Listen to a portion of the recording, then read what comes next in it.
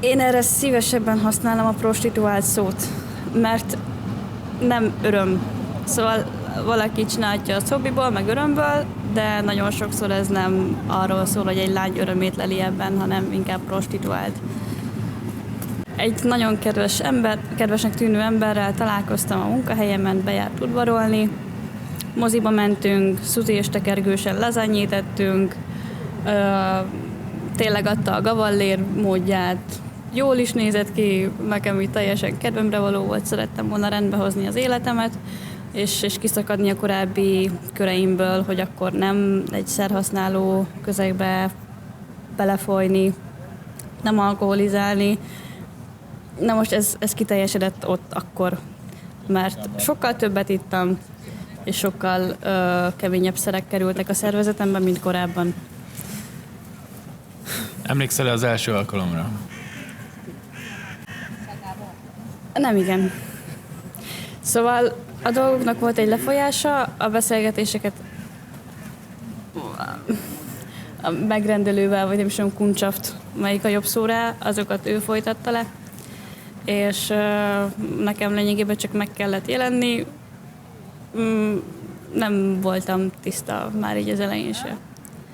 Meg voltak a diéták. Szóval volt egy főállásom, amikor megismerkedtünk és végeztem. Onnan pont az állapotom miatt lettem elbocsátva, mert ez idő alatt én teljesen lerombolódtam.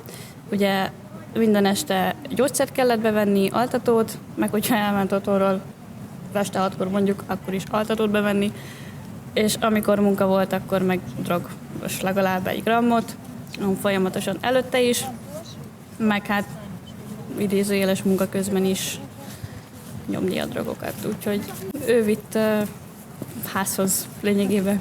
Vagy kibérelt egy kis szobát arra az időre, vagy pedig volt, hogy levitt Pécsre. És amikor a tudatodhoz kerültél, akkor nem féltél, vagy nem akartál menekülni ebből a szituációból? Szerettem volna, és volt egy illető, aki többszörös vendég volt, egy marha tenyész bácsi, és látta, hogy itt valami nem teljesen tiszta. De ugye nem volt megengedve az, hogy én akár egy percet is kettesbe töltsek a klienssel. És volt már, hogy így segítség üzenettel mászkáltam a zsebembe egy papírra írva, hogy azt így szeretném neki odaadni, de nem valósult meg. Viszont itt 2 egymás követő alkalomról beszélünk, amikor megláttam az ember szemében így az értelmet, meg így a felismerést, hogy látja, hogy valami nem klappol, mert 8-adjára találkoztunk kb. És soha nem mehettem el egyedül pisilni. Nem lehetett nálam telefon, meg semmi. És összenéztünk, és megjelent ez a kis tudati szikra, és nagyon örültem neki ennek. És legközelebb, amikor találkoztunk, akkor én teljesen felkészültem, hogy ő lesz, akitől segítséget fogok kérni. Az volt az utolsó találkozásunk, erre az illető nagyon jól ráérzett, szóval le kellett ugye teljesen vetkőznöm, és általában azt csinált a dolgaimmal, a személyes holmiaimmal, amit ő akar. Az a papír sem került elő, és segítséget sem tudtam így kérni. Mennyi ideig tartott ez az egész körülbelül? Fél évig. Próbáltam elhinni, hogy lehetek okosabb nála, de ez azért olyan egyszerű. Volt olyan igen, hogy nem akartam lenyelni a tablettát, egyetlen egyszer tudtam kiköpni az altatót, és akkor is lebuktam. Egyébként nyelv alánézés meg egyéb is megtörtént, hogyha szükséges volt, vagy adagnak a növelése, hogyha szükséges volt. Aztán rá is fügtem egyébként az altatókra, ezzel nagyon megküzdöttem így a szétválás után, hogy ez elmúljon. A jó háziasszony módjára volt rá alkalmam, hogy takarítsak, ott is találtam például telefont fenn a konyhaszekrény tetején, ami 12 órás hangfelvételt készített, amíg ő nincsen otthon, és ott visszahallgattam, és igazából ott se talált volna rajtam fogást. Ő egy nagyon narcisztikus ember volt, aki szépen beetetett, hogy szeretett, meg odafigyelni az egészségre, meg tegyem le a cigarettát, meg járjunk el edzeni. Abból az lett, hogy egy 130 kilóval, 125-tel elrecsent a térdem, teljesen ki volt vonva a kálcium addigra a szervezetemből, ki voltam fáradva, és hát rápasztam ilyen tekintetben is. Körülbelül hány férfival voltál ez alatt az idő alatt? Szerintem 20-30. Hogyha nem nézzük azt, hogy Gellérthegyen is van ilyen szexklub, kétszerű swingerbe, szörnyű volt. Azt elhiszem. Mármint, hogy... ja.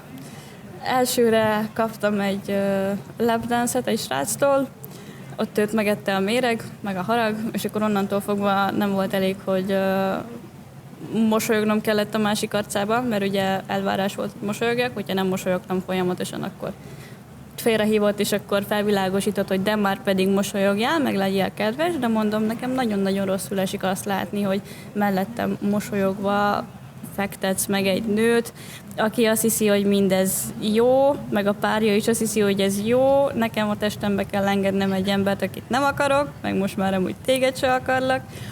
Mindezek mellett úgy, hogy a swingerbe alapszabály, hogy tilos bevinni kábítószert, ugyanúgy bevittük, és ugyanúgy szanaszét kellett kápszizni az egészet. Azoknak így nagyjából a hazaútra nem is emlékszem. Azt tudom, hogy izzadság volt, testszag, villettség, és rengeteg koton mindenhol. És akkor még mindig 20 és 21 között voltál? Igen. Hát ez a 20-as éveimet kereken ezt kitöltötte. És hogy sikerült megmenekülnöd ebből az egészből? Boltban dolgoztam annak idején, és volt egy vásárló lány, nő, akinek feltűnt először az, hogy nincsen rajtam zokni, aztán az, hogy mennyire épül le a szervezetem, és szerintem ő felkereste a főnökséget és információt kérni. Ugyanúgy a műszakvezetőnő is nem tudott semmit, de aggódott értem. Aztán, hát ez a kedves nő, ő regisztrált egy Facebookot a munkatársnőmnek a nevével. És ugye azon volt egy pár ilyen kamu műszak megbeszélésünk, hogy te jössz holnap reggel dolgozni, igen. És ez volt az én kis mentővem, és beszéltük, hogy a rakéta az indulásnak a jele, amikor megtörténik az, hogy van egy kis tér, egy kis lehetőségem arra, hogy ezen így változtassak én is. Rengeteg rábeszélés kellett mindenhez, szóval nagyon kötöttem és nagyon ragaszkodtam. Kialakult bennem már egy drogfüggőség, egy nyugtatófüggőség, egy nem azt mondom, hogy szexfüggőség, de abban éreztem azt, hogy érek valamit, vagy hogy így vagyok valamire való, mert azért fél éven keresztül keményen csak azt kaptam, hogy 40 000 az akkor vagy valaki, meg hogy ez alatt nem állunk szóba senkivel.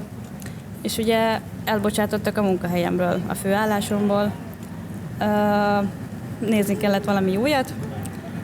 Én kerestem, találtam, mentem volna egy másik üzletbe, és hát az illető az megkért, hogy de írjak neki. Elvitt autóval a jövendőbeli munkahely elé, és én ott elmondtam neki teljesen őszintén, meg nem takargatva a dolgot, ami szerintem mindenkinek egyértelmű, próbanapon nem telefonozunk. A csávó azt fogta, rálépett a gázra, hazavitt, kezembe adta a lakáskulcsot. És ilyen akkor volt igazi orgazmusa a bőrömnek, hogy végre megvan a kulcs, fel tudom venni a telefonomat, mert ugye köteles vagyok vele kapcsolatot tartani. A bankkártyám az nem érdekel, de be tudok jutni és ki tudok jutni a lakásból, és akkor azonnal szóltam a csajszinak, hogy jöjjön, és akkor 2 óra alatt így elköltöztünk onnan a legfontosabb utcaimat összeszedve, aztán igaz, hogy 1,5 utcával odébb, egy Dankó utcai hajléktalan szálló melletti kollégiumba, úgyhogy még be is kellett iratkoznom iskolába, aminek nagyon örültem, csak ugye nem akartam elhagyni a házat. És mindezt még követték nagyon csúfos dolgok, amikor azt hittem, hogy vége van, és akkor elvágtuk a köteleket, minden. Szóltak, hogy jelentsem fel, mert hogy az a tiszta, hogyha feljelentem. Elmentem megtenni a feljelentést. Nem kaptam jegyzőkönyvet. Tehát feljelentetted a rendőrségen a fiút. De nem kaptam jegyzőkönyvet. És szerintem ebből az egészben nem is lett semmi. Mert máskülönben adtak volna a jegyzőkönyvet, ad 1-2, amikor X év múltán bemegyek egy rendőrségre, és rákérdezek erre a bizonyos ügyre, vagy hogy mi van az én lajstromomon, akkor ott annak azért kellett volna, hogy legyen nyoma. Ilyen téren nagyon csalódott vagyok a rendszerben, mert ez szerintem egy fontos dolog. És eltelik még 1-2 hónap, és elkezdtem dolgozni egy benzinkúton. Na most Boglárka hülye fasz volt, és a pár hónap munkáját ezt így elengedtem, mert Boglárka még mindig nagyon szenvedett, és sírt, és fájt. És meglátogatott. Megmondtam, hogy egy Shell benzinkúton dolgozok, és eljött, és meglátogatott. Nem írtam le pontos címet, csak hogy Kőbányán. Én nem tudtam, hogy ez ennyire könnyen megy. Na most ott volt az utolsó közös esetünk, amikor a 2 taxisofőr, törzsvásárló vagy törzsvendég volt, aki leszedte az embert, és nagyon-nagyon-nagyon elküldte melegebb éghajlatra. Nem verték meg, szóval nem történt sajnos ilyen jellegű erőszak, de elüldözték a környezetemből, és akkor onnantól fogva ért véget a Tamásos jelen történetem. Ha jól értem, akkor kialakult egy érzelmi kötődés az iránt, a személy iránt, aki fogva tartott téged. Igen. Ez amúgy hogy néz ki? Tehát, hogy megismerted, megszeretted, de utána ugye elkezdett drogozni téged, és férfiakhoz vinni. Hogy alakul ki ilyenkor egy érzelmi kötődés? Vagy miért? Hát az ember próbál megérteni, szerintem. Nagyon sokszor nagyon nagy helyzetben, és benne van az, hogy van egy választás, és kiállok a választásom mellett. És van egy probléma, de ketten vagyunk a problémával szembe, szóval megoldjuk, és túlmegyünk rajta, és majd megbeszéljük, és majd jó lesz. És én is ugyanúgy kaptam ígéreteket meg, hogy megkérte a kezemet, és mondta, hogy azután már nem lesz ilyen. Hát megkérte a kezemet, és 2-3 nap múlva megint volt ilyen. Hát egy másik meg, hogy más nőnek is megkérte akkor a kezét, és rajtunk kívül még volt neki 5 vagy 6 másik. Szóval itt inkább, és amikor már van az embernek vetélytársa, akkor még inkább benne van az, hogy de én szeretném, meg én szeretem, meg az én szívem erős, és folyamatosan én mondtam, elvált szülők, meg ilyen kaotikus gyerekelőzmények, folyamatosan azon voltam, hogy de megoldom, és leküzdöm, és meg tudom csinálni, és kezdtem átlendülni egy olyan dologba, hogy a testem csak egy eszköz, szóval ez csak egy tárgy, és használni kell. Ezt most így nagyon sokféleképpen lehet érteni. Itt nyilván pont amiért átengedtem ennyi mindent szexmunkára használták, vagy használtuk, mert ugye valamennyire én is ott voltam, de nem jó. Nagyon könnyű kötődni, főleg, hogyha nincsenek normák, és nincsenek megtanítva a gyereknek az egészséges határok, az önmegbecsülés, önismeret. Ja, úgy könnyű kötődni. Tehát miután te eljöttél tőle, kimenekített ez a... Ő lány volt, aki kimenekített, igen. Ugye?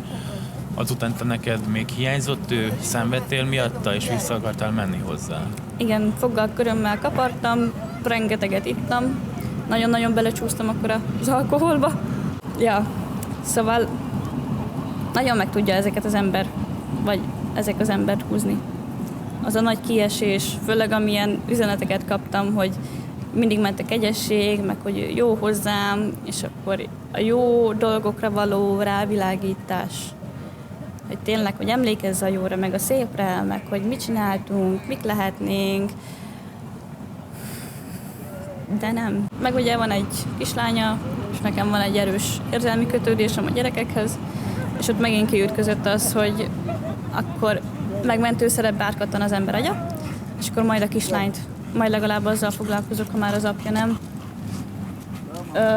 És akkor ez megint egy ilyen erős visszahúzó erő volt, hogy én azt a kislányt nem szeretném elveszíteni. Ő nem lakott egy háztartásban velünk, viszont tudtam róla meg, hogy milyen az apja, és nagyon csúnya dolgokat mesélt az anyjáról, hát én meg elhittem. Ha vissza tudnád pörgetni az időt, kitörölnéd az életedből ezt a részt, vagy tanultál esetleg belőle, vagy hogy viszonyulsz most ehhez így 6 év távlatában? Hát a mai napig fáj, és érzem azt, hogy nem jó kihatással vannak az emberi kapcsolataimra. És nagyon sokszor érzek szánalmat olyan emberek irányába, vagy sajnálatot, akik irányában nem feltétlen kéne, mert ugye valaki mindig segít, valahogy valami mindig van, és lehet jobb. És sokan maguk választják ezt az utat.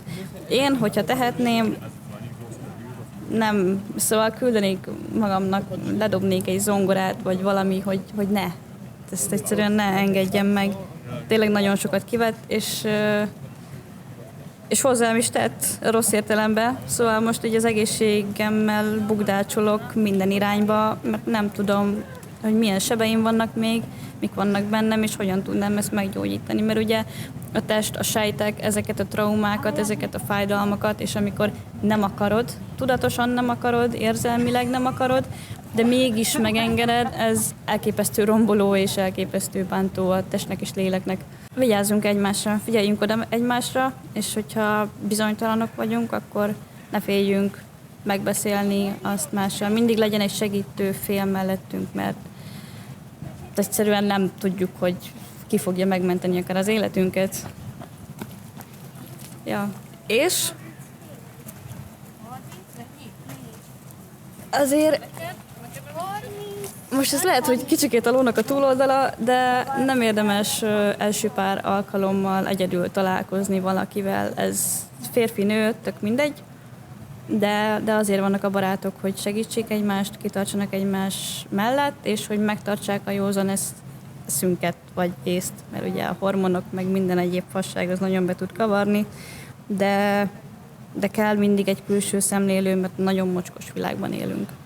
Felmerült még egy pár dolog, amiről mondtad, hogy szeretnél mesélni, vagy meg van még egy kérdésem nekem is.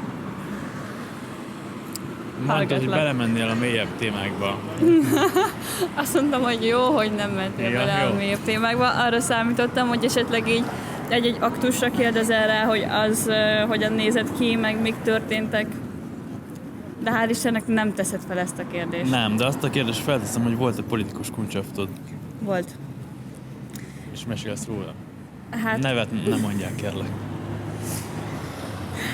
családos apuka, aki nyilván talán olyan politikusi logikával gondolkozva meg akart dugni egy 20 éves kislányt, de jó keresztény módjára a házasság szentségét azt megőrizte, hiszen amikor ájba bújt velem és ezzel az emberrel, aki vitt, Mármint a csávóval?